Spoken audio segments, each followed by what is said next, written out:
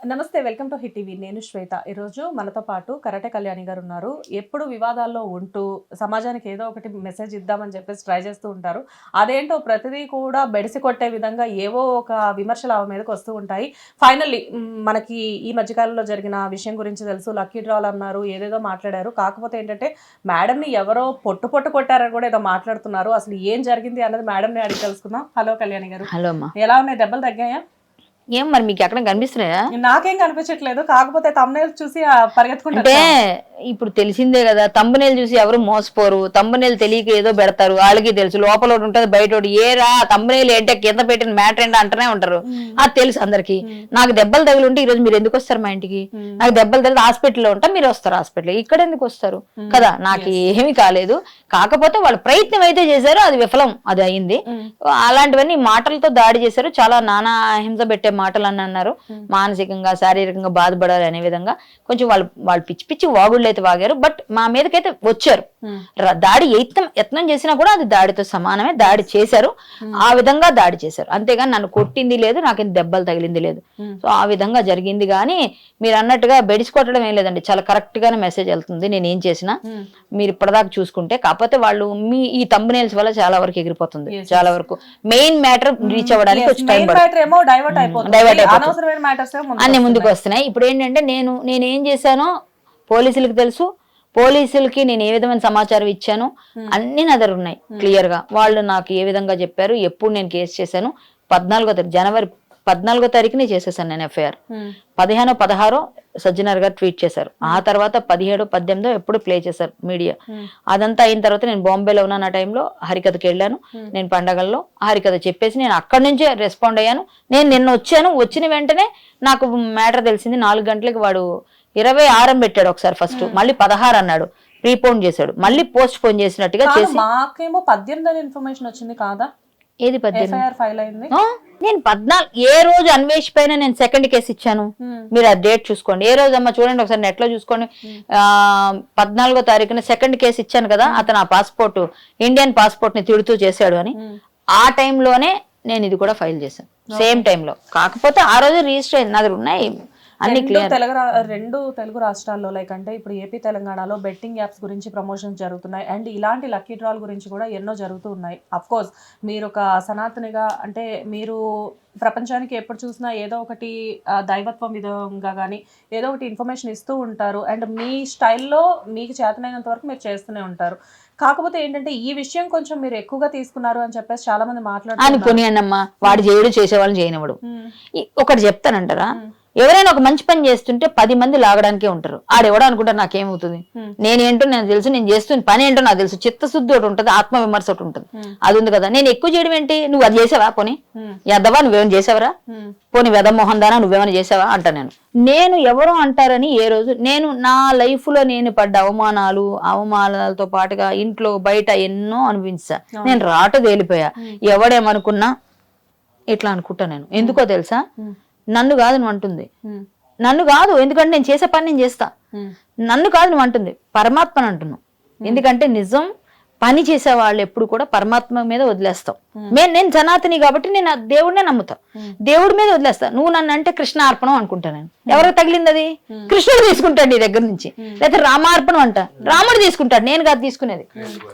ఇది crazy boys the date ఎంతమ్మా చూడు, ఇక్కడ డేట్ ఎంత ఉంది? 13th. ఎప్పుడమ్మా చెప్పాను నేను? 14 చెప్పా, మర్చిపోయా. ఇంకా నాకు డేట్ నాకు ఎప్పుడు వచ్చింది ఎఫ్ఐఆర్ అన్నది, క్రేజీ బాయ్స్ 13th నైట్ ఇస్తే 14th నాకు ఎఫ్ఐఆర్ అయింది. సో నేను ఎప్పుడు ఇచ్చినట్టు మీకు విత్ ప్రూఫ్స్ ఇచ్చా. సో 16, 17 అంటారేంటి మీరు? 16, 17 ఏంటి ఇంత క్లియర్ గా? నేను అబద్ధవాడా? నేను నిజాలే చెప్తా. ఎందుకో తెలుసా? 16, 17 కాదు, ఖచ్చితంగా చెప్పాలి అంటే డేట్ యాక్చువల్ గా మాకు 18 అని చెప్పారు కాదు, 13వ తారీఖు ఇచ్చినా నేను. ఇదిగోండి 13వ తారీఖు నైట్ ఇచ్చాను కాబట్టి నైట్ వదిలేద్దాం. 14 అని చెప్పాను, కానీ 14 నాకు వచ్చింది మెసేజ్ ఎఫ్ఐఆర్ అయిందని. అంతే కదా, నైట్ ఇస్తే అప్పుడు నైట్ అయింది, కానీ 12 దాటిపోతుంది కదా. సో 12 తర్వాత నేను ఎంతసేపు కూర్చున్నాను? 1:30 వరకు పంజాబ్ పోలీసులో ఉన్నాను దీనికోసం. నేను ఆ రోజు నైట్, నేను పండగ రోజు అందరూ హ్యాపీగా భోగి పంటకు రెడీ అవుతుంటే నేను ఎఫ్ఐఆర్ పట్టుకొని సమాజం కోసం వెళ్ళి పోలీస్ స్టేషన్ లో కూర్చున్నా. ఇది ఎవరు కనబడదు. ఏదో ఒకటి చేయాలన్న ఇంటెన్షన్ తో ఈ మధ్య కాలంలో మొత్తం 3 విషయాల్లో మీరు బాగా పార్టిసిపేట్ చేయడం, కేసెస్ కానివ్వండి, మీ మీద కేసెస్ ఫైల్ అవ్వడం కానివ్వండి, ఇలాంటివన్నీ జరుగుతూ ఉన్నాయి. కానీ ఎక్కడా కూడా వెనక్కి వెళ్లకుండా ఇంకా ఇంకా ఇంకా ఇంకా ముందుకు వెళ్ళడానికి రీజన్ ఏంటండి?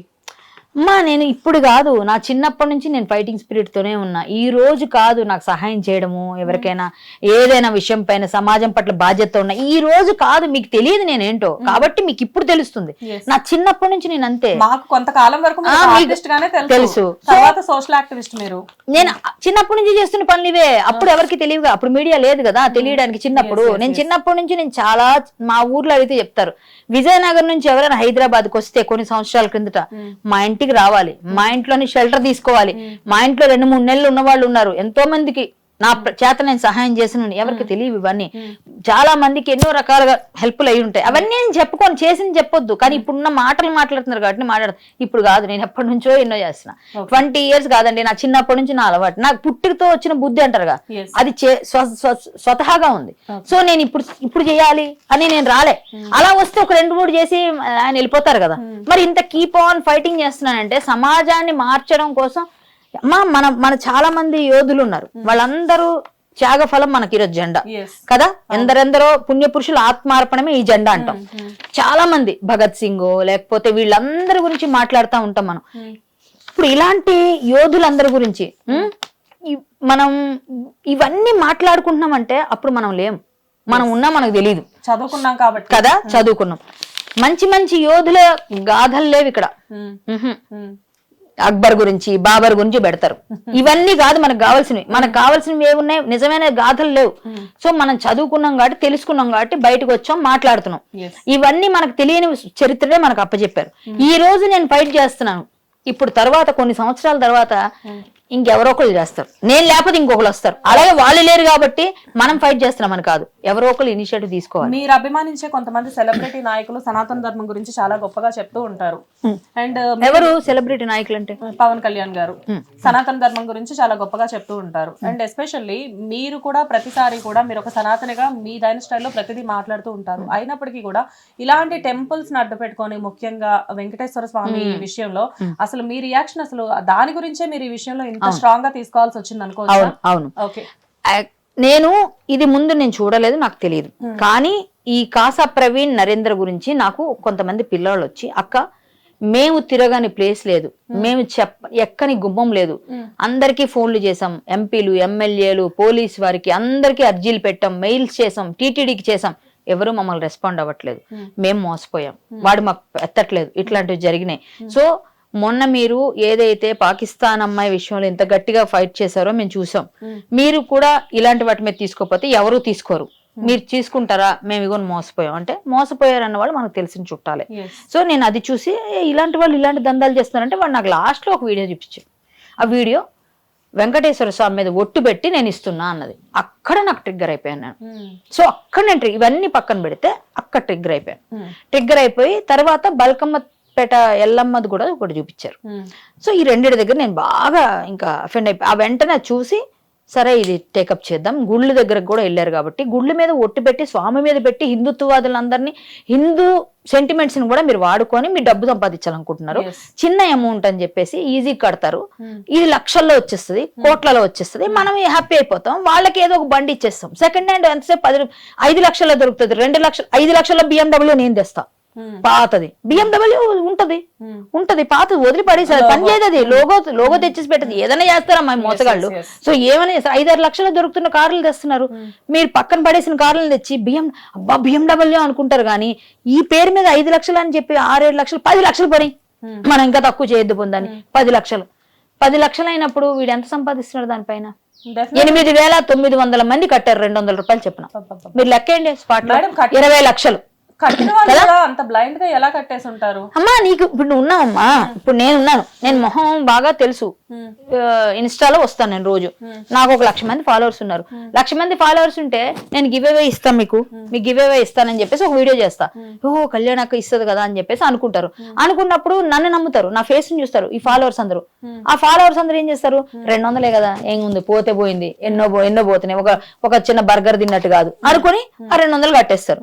అలా 8,900 మంది కట్టారు, 19 లక్షలు 20 లక్షల దగ్గర. కట్టిన వాళ్ళందరిలో ఎక్కువ యంగ్స్టర్స్ ఉన్నారని తెలిసింది. యంగ్స్టర్స్, చిన్న వ్యాపారస్తులు, అలాగే ఏదైనా కొనుక్కోవాలని ఆశ ఉండి చేయలేని వాళ్ళు, కారు కొనుక్కోలేమని వాళ్ళు, ఇల్లు, ప్లాట్స్, ఫ్రిడ్జ్లు, టీవీలు, ఒకటి కాదు, ఐఫోన్లు, అన్ని పెట్టేస్తున్నారు. సో ఇదంతా ఇన్స్టా ఇన్ఫ్లుయెన్సర్సే చేస్తున్నారు.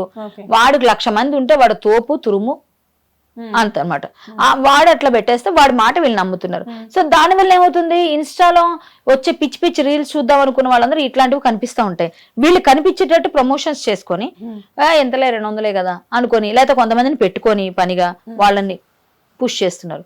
సో దాని వల్ల జరిగిన విషయం ఏంటంటే మొత్తం అంతా కూడా ముందుకెళ్ళి వీళ్ళందరూ డబ్బులు కట్టడం. సోషల్ మీడియా అనేది కొంతమంది వైరల్ చేయడానికి యూజ్ అవుతుంది. ఒక 20 రూపాయలు పెట్టండి మీకు ఐఫోన్ ఇచ్చేస్తానని ఒక 15 ఏళ్ళ పిల్లాడు పెట్టాడు. అది నా దగ్గర ఉంది వీడియో. అది కూడా నేను ఇంత స్ట్రాంగ్ గా తీసుకోవడం కారణం 20 రూపాయలు భయ, ఇగో ఈ ఫోన్ 20 రూపాయలకి ఇచ్చేస్తున్నా భయ మీకు, ఇగో భయ మీరు 20 రూపాయలు వేయండి అని చెప్పి ఒక 15 ఏళ్ళ పిల్లలు. అంటే వీళ్ళందరూ ఇన్ఫ్లుయెన్స్, వీళ్ళందరి తాలూకా ఇది వీడి పడినట్ట కాదా కదా. వీడిని చూసి ఇంకో 10 మంది తయారవుతారు కదా. అంటే భావితరాన్ని పాడు చేస్తుంది మీ పని కదా. మరి అలాంటప్పుడు భావితరాన్ని పాడు చేయడంతో పాటు వెంకన్న స్వామితో పాటు దేవుళ్ళతో పాటు హిందువులు 100 కోట్ల మంది మినిమం నమ్ముతున్నారు అనుకుందాం. ఆ 100 కోట్ల మంది కూడా నువ్వు నీ సెంటిమెంట్స్ నువ్వు దెబ్బతీస్తున్నావా లేదా? వెంకటేశ్వర స్వామి మీద ఒట్టు పెట్టే ధైర్యం ఏంట్రా నీకు వెదవా? వెంకటేశ్వర స్వామి మీద వెళ్ళి ఒట్టు పెడతావు నువ్వు? నిన్ను వదిలేయాలా? నువ్వు నీ డబ్బు సంపాదన కోసం దేవుళ్ళని వదలరు, హిందువులను వదలరు, మా చిన్న పిల్లలను వదలరు. అసలు నీకు నచ్చినట్టుగా నువ్వేమో ఫార్చునర్ కార్ ఇస్తావు. ఫార్చునర్ కార్ నువ్వు ఎంత ఉంటావు? మహా అయితే 15 లక్షలు పెట్టావు అనుకుందాం. నీకు వచ్చేదేమో కోట్లలో రావాలి. అంతవరకు కూడా తీయడు. అక్కడ ఫార్చునర్ కార్ ఉందా? ఉంది, సీజ్ చేశారు నిన్న కారు కూడా ఉంది. కింద అదేనా కార్ అంటే అదే కార్ అన్నారు. అంటే వీళ్ళు వాడుతున్నారు ఆల్రెడీ, అదే కార్ ఇస్తారు వీళ్ళు. కొత్తది ఎట్లా ఇస్తారు? 40-50 లక్షలు. లేదు, పాత వాడే కార్లే వాళ్ళు ముందే చెప్తారు. వాడిన కారే. అందరూ మా ఒక్కళ్ళు కాదు, వీళ్ళని చూసి 100లో ఉన్నారు. నేను అందరి పేర్లు ఇస్తే మీరు FIR లో 2 పేర్లు ఇవ్వండి మీ దగ్గర ఉన్నవి, మేము తర్వాత అన్ని తీసుకుంటాం అన్నారు. ఇది కూడా నేను స్టాంప్ వేసి తెచ్చుకున్నది. ఆ రోజు మీకు డేట్ తో సహా ఉంది. నేనేం అబద్ధం చెప్పట్లే. ఇక్కడ నేను 13వ తారీఖు అయింది, మీరు 18 అంటున్నారు. అంటే 5 రోజులు వెనక్కి. అది కూడా సజ్జనార్ గారి దగ్గరికి వెళ్ళిన తర్వాత ఆయన చెప్పినాక బయటకు వచ్చింది ఇది. అంతవరకు కూడా ఎవరికి తెలియదు. ఆ తర్వాత మేము FIR చేయించింది అని చెప్పొచ్చింది. 18వ తారీఖు మీకు ప్లే ఉంటుంది ఆ రోజు అనుకుంటున్నారు. నో, 13 అయింది. ఇది 13 నైట్ అయింది. మిడ్-నైట్ 1 గంటకి నేను ఇంటికి వచ్చాను. సంక్రాంతిలోనే అదే టైంలో అన్వేష్ పైన నేను గొడవ చేస్తూ ఇవన్నీ అవుతున్నాయి కదా. ఆ టైంలో వాటిపైన నేను కేసు ఇంకోటి ఇచ్చా, పాస్పోర్ట్ సీజ్ చేయాలని. అంటే ఇది మాకు ఇవ్వండి, పాస్పోర్ట్ అథారిటీస్ పెట్టండి అంటే పెడతామని చెప్పాం. ఇంకా మేము పంపించారు అది మా లాయర్ గారు. సో మేము ఆ విధంగా ఫైట్ చేసినప్పుడు మేము ఇది సప్రెస్ అయిపోతుంది కదా. రెండు కేసులు ఒకటే మనిషిని. సో నేను 2 ఇట్లా ఇది కరెక్ట్ అయింది కానీ వదిలేసాం మేము. ఇది పెద్ద పోలీసులు పట్టుకొచ్చేస్తారు లైట్ తీసుకున్నాం. 16వ తారీఖు అనేసి వాళ్ళు ఆక్షన్ చెప్పగానే మేము అర్జెంట్గా చేయించాం ఈ కేసు. 16వ తారీఖుని కాకుండా ఆక్షన్ వాడు నిన్న పెట్టాడు. వాడు మాకు ఎప్పుడైతే లైవ్ లో దొరికిందో ఆ వీడియో మేము పోలీసులను తీసుకొని డైరెక్ట్ వెళ్ళాం. సో ఇక్కడ ఇంకొక విషయం ఏంటంటే అందరికి బాధాకరమైన విషయం ఏంటంటే ఒక మహిళని, ఆ మహిళ ఎంత స్ట్రాంగ్ లేడీ అయినా, షీస్ పొలిటీషియన్, సెలబ్రిటీ ఎవరైనా కానీ ఒక మహిళని వేధించడం, అసహ్యంగా మాట్లాడడం అనేది చాలా తప్పు. అందులో ఒక సోషల్ యాక్టివిస్ట్గా ఉన్న మీరు సెలబ్రిటీ స్టేటస్ని పక్కన పెట్టేసేసి మీరు ఎక్కడికంటే అక్కడికి వెళ్ళి వాళ్ళు అక్కడ జరిగే తప్పుని ఖండించే విధంగా ఉన్నప్పుడు మీ దగ్గరకు వచ్చేసేసి ఏదో సినిమాలో చూపించిన విధంగా దాడి చేసినట్లు, లేకపోతే మీతో చాలా అసహ్యంగా మాట్లాడడం జరిగిందని విన్నాము. అది ఎంతవరకు నిజం? నిజం అండి. అది నేను ఎలా అంటే సినిమాల్లో మనం కొన్ని సీన్స్ చూస్తూ ఉంటాం. నిన్న నేను ప్రత్యక్షంగా అది ఫేస్ చేశాను. ఎట్లా అంటే ఒక 20-30 మంది ఉన్నారమ్మా, ఒక గుంపు. వాడి సపోర్టర్స్, వాడి మాఫియా, అది వాడి ఫ్రెండ్స్ అవ్వచ్చు, ఎంత ఫ్రెండ్ అయినా.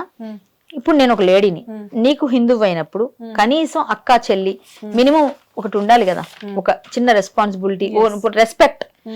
అక్క పోనీ ఏదో హిందుత్వం కోసం ఫైట్ చేసిందని ఆ రెస్పెక్ట్ అని ఉంటది కొంతమంది కన్నా, ఉండాలి కదా. అట్లీస్ట్ ఎక్కడో దగ్గర నీకు నచ్చుంటాను కదా, ఏదో విషయంలో అయినా ఫైట్ వల్ల. అది కూడా వాళ్ళకి కనిపిలే, వాళ్ళ దగ్గర ఇంత కూడా లేదు. వాళ్ళ వరకు వచ్చేసరికి వాళ్ళందరూ మాఫియా అంతా ఒకటైపోయి నువ్వెవరు, నీకు రైట్ ఉందా? పోలీసుల్ని అడుగుతున్నారు తెలుసా, ఏమని అడుగుతున్నారు తెలుసా పోలీసుల్ని? మీ దగ్గర అరెస్ట్ వారెంట్ ఉందా? అరెస్ట్ వారెంట్ ఏదని అడుగుతున్నారు.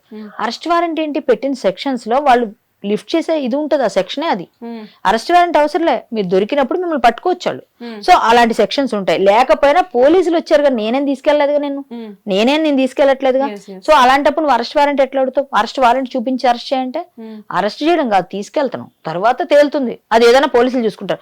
అంతేకాకుండా నన్ను ఒక 20 మంది ఒక అమ్మాయి మీదకి వచ్చి ఇలా నవ్వుకుంటా సినిమాలో చూపిస్తారు విలన్ గ్యాంగ్ ఎంబ్రాసింగ్ ఎలా ఉంటుంది. కానీ మీతో పాటు సెక్యూర్డ్ గా పోలీసులు ఉన్నారు కదా మేడం. పోలీసు వాళ్ళిద్దరూ ఆ నిందితులను పట్టుకున్నారమ్మా.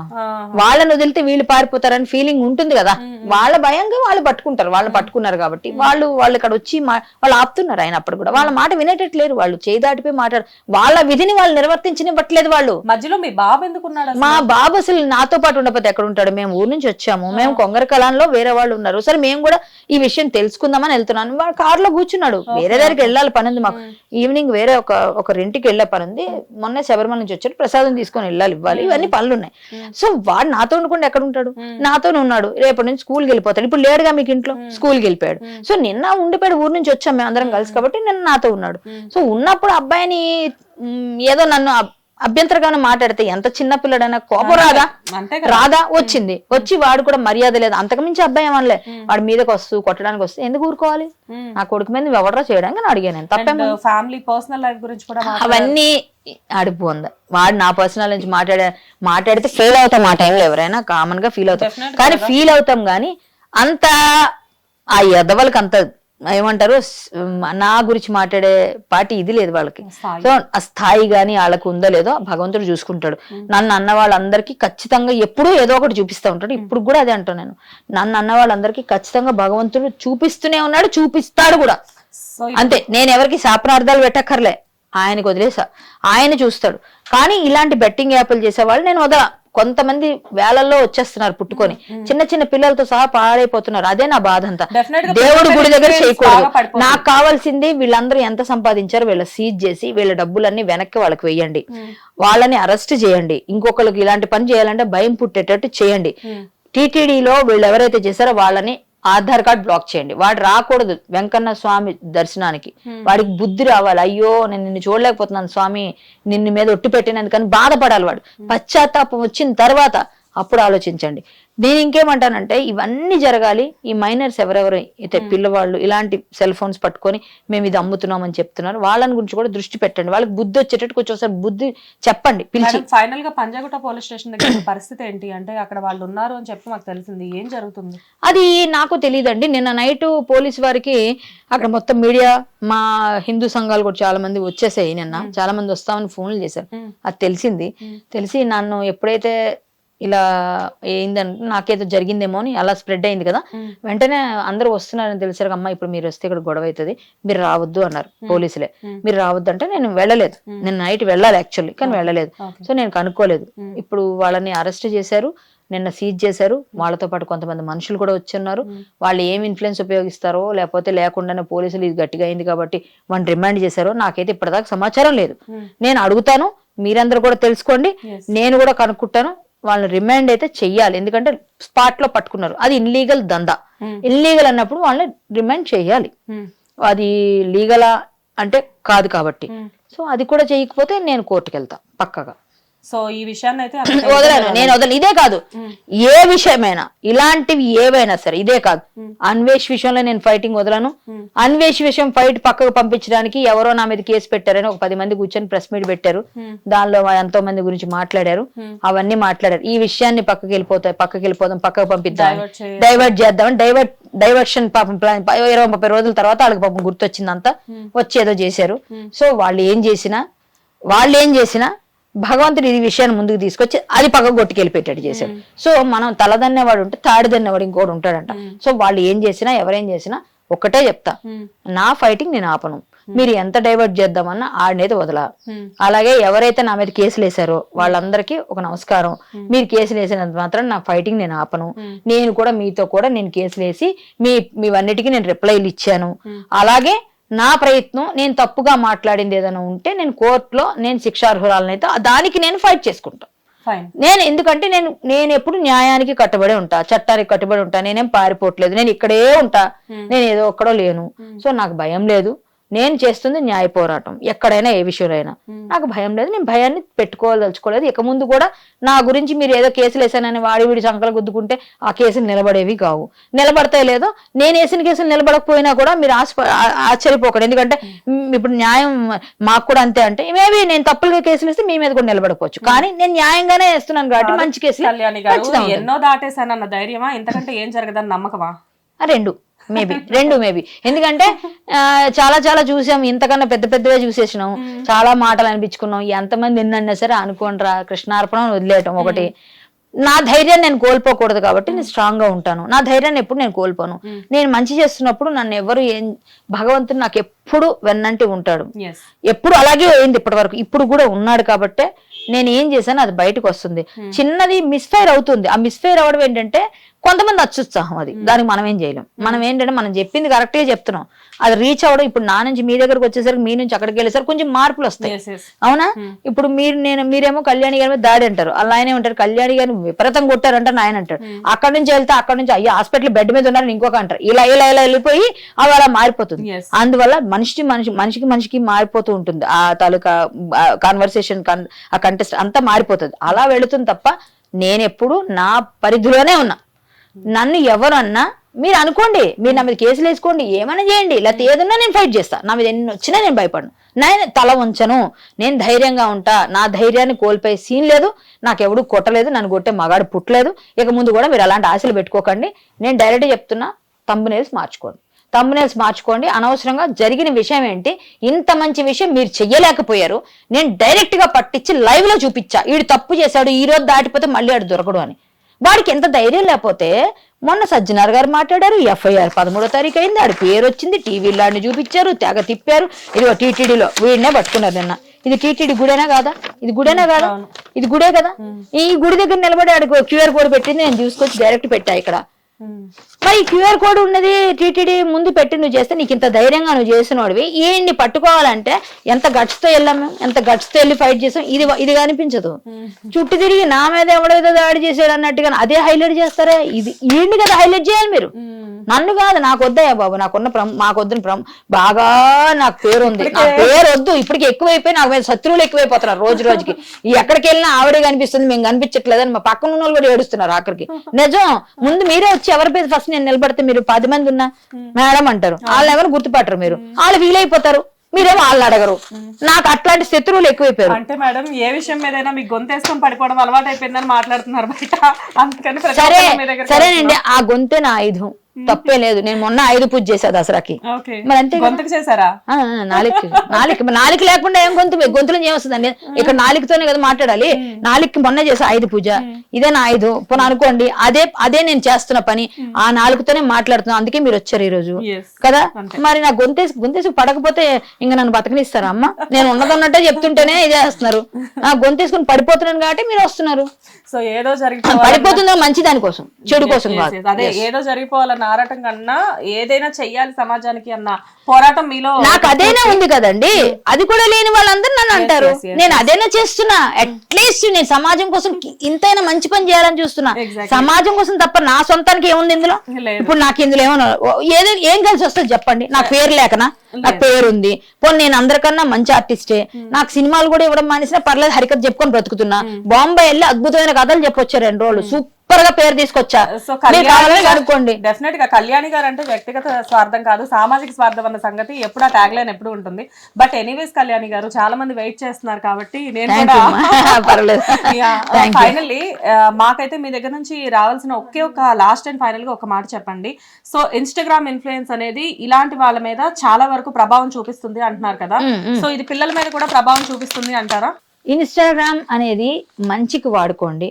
వీలుంటే ఇన్స్టాగ్రామ్ లో ఇప్పుడు పెద్దబాల శిక్ష గురించి చెప్పండి, లేకపోతే పద్యాలు చెప్పండి, ఇంకేదన్నా వీలుంటే పిల్లలకు పనికొచ్చే స్కూల్ తాలూకా సిలబస్లు చెప్పండి. దానివల్ల మీరు ఇన్ఫ్లుయెన్సర్స్గా మారండి. దానివల్ల మీకు ఇంకా వీలుంటే ఫాలోవర్స్ని పెంచుకోండి. పిచ్చి రీల్స్ పెట్టి సగం బట్టలు వేసుకొని ఇష్టం వచ్చినట్టుగా పిచ్చి డ్యాన్స్లు వేసి అవన్నీ అంగాంగ ప్రదర్శనలు చేసి నేను పెద్ద ఇన్ఫ్లుయెన్సర్ ట్యాగ్ పెట్టుకొని వచ్చేటప్పుడేమో సగం డ్రెస్సులు వేసుకొని వచ్చి మళ్ళీ ఎందుకు వచ్చారమ్మా అని అడిగితే మా ఇష్టం మా డ్రెస్ అని మా మీదే కేసులు వేసి ఇవన్నీ చేసే వాళ్ళందరి గురించి నాకు సంబంధం లేదు. ఇన్స్టాగ్రామ్ వేస్తే మంచిగా ఉంచేటట్టు చేయండి, లేకపోతే సజ్జనార్ గారు మొత్తానికి ముగించండి. వీళ్ళందరి దరిద్రాలన్నీ పోతాయి మొత్తానికి. ఇంకొకటి ఏంటంటే పిల్లల్ని పాడు చేయడానికి కాదు, మీకు ఇలాంటివన్నీ ఇన్ఫ్లుయెన్సర్స్గా మాట బాగు పెట్టడానికి. ఏదన్నా పిల్లలు రేపొద్దున భావితరాలకి మీ వైపు నుంచి ఒక మెసేజ్ రావాలి, అంతేగాని మా ఇష్టం వచ్చినట్టు మేము తిరుగుతాం మీరు కూడా మీ ఇష్టం వచ్చినట్టు తిరగండి అని కాదు మెసేజ్ ఇవ్వాల్సింది. మనం ఇలాంటి బెట్టింగ్ యాప్లు ప్రమోట్ చేయండి అని కాదు ఇవ్వాల్సింది. దీన్ని ప్రమోట్ చేస్తే డబ్బులు వస్తాయేమో. నాకు అప్పుడు బెట్టింగ్ యాప్ల్లో కూడా నాకు అడిగారు, నేను ప్రమోట్ చేయలే. నన్ను కూడా అడిగారు, నాకు ఒక 50,000 మంది ఉంటారు ఇన్స్టాలో, కానీ నేను ఎప్పుడు ప్రమోట్ చేయలే, నాకు అవసరం లేదు. ఇలాంటి ఏమంటారు, ఆ పడుపు కూడు ఆశించుట కంటే అని ఒక సామెత ఒక పద్యం ఉంటుంది బాలరసాలకు. ఈ పద్యంలో నేను చెప్తున్నా, అలాంటివి తీసుకొని బతకాల్సిన అవసరం లేదు. న్యాయంగా ధర్మంగా భగవంతుడు ఏమి ఇస్తే తిందాం. వీలుంటే మీరు కూడా అలా బ్రతికి చెప్పండి, అంతేగాని పిల్లలు జడగొట్టేసి ఇన్ఫ్లుయెన్సర్స్ అని మాట్లాడి. ఇన్ఫ్లుయెన్సర్ అంటే ఏంటో తెలుసుకోండి ఫస్ట్ దాని గురించి. ఇన్ఫ్లుయెన్సర్ అంటే నీ ఇన్ఫ్లుయెన్స్ ఇంకోటి మీద పడకుండా చూసుకో. బెట్టింగ్ యాప్లు చేస్తానంటే ఇంకో 15 ఏళ్ళ పిల్లడు నేను కూడా చేస్తాను బెట్టింగ్ అని చెప్పడం కాదు ఇన్ఫ్లుయెన్స్ అంటే. సో ఇది చాలా రాంగ్ పని చేస్తున్నారు. ఇన్ఫ్లుయెన్సర్స్ అందరూ మారితే మారండి, లేకపోతే మీ ఇన్స్టాగ్రామ్ లో ముగించడానికి నెక్స్ట్ పోరాటం ఇన్స్టాగ్రామ్ బ్యాన్ చేయడం కోసం నేను చేస్తా. ఇదైతే క్లియర్ గా చెప్తున్నా. ఇన్స్టాగ్రామ్ పోతే అన్ని దరిద్రాలు పోతే ఇదే నేను నెక్స్ట్ చేయబోయే పోరాటం, ముందే చెప్తున్నా చూసుకోండి. హిట్ టీవీ యాప్, ఇందులో short news, live news, entertainment shows, movies, digital magazines తో పాటు మీ జిల్లా వార్తలను కూడా ఫ్రీగా చూడొచ్చు. ఇంకెందుకు ఆలస్యం, వెంటనే హిట్ టీవీ యాప్ ని డౌన్లోడ్ చేసుకుని ఫ్రీగా ఎంటర్టైన్మెంట్ పొందండి. Hit TV app. Hit TV app. Please download hit TV app. Hit TV app ని ఫ్రీగా డౌన్లోడ్ చేసుకొని ఎంజాయ్ చేయండి. మీకు నచ్చిన ఎంటర్టైన్మెంట్ కోసం హిట్ టీవీ యాప్ ని ఫ్రీగా డౌన్లోడ్ చేసుకుని ఎంజాయ్ చేయండి. హిట్ టీవీ యాప్ ని డౌన్లోడ్ చేసుకుని ఆస్వాదించండి, ఆశీర్వదించండి. ఇంతమంది సెలబ్రిటీలు హిట్ టీవీ యాప్ ని డౌన్లోడ్ చేసుకోండి అని చెప్తున్నారంటే ఎంత మంచి యాప్ ఆలోచించండి. అమెరికా అమెరికా అమెరికా అమెరికాలో చదవాలనుకునే వాళ్ళకి విశ్వసనీయమైన పేరు మన శౌర్య కన్సల్టెన్సీ. UK లో 1 year masters. UK లో 1 year masters. 2 years work permit up to 5 years visa. Contact Saurya Consultancy. Contact 89851 89851.